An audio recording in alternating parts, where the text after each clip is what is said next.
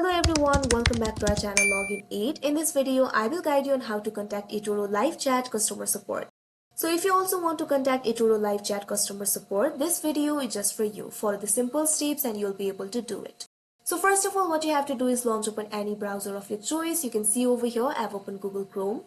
Now click on the search bar and type in www.etoro.com, press enter. Now you'll be led to the official website of eToro. Make sure you're logged into your account. Initially, you'll be in the home page. At the left, you can see several options over here. Scroll down.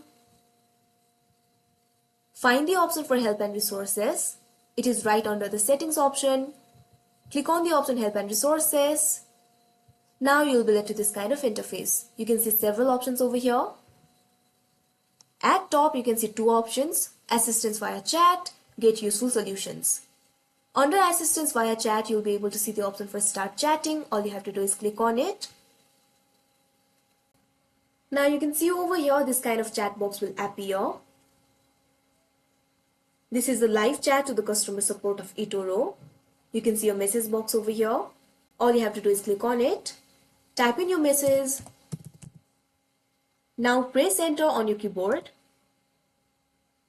Now eToro customer support will reply to you.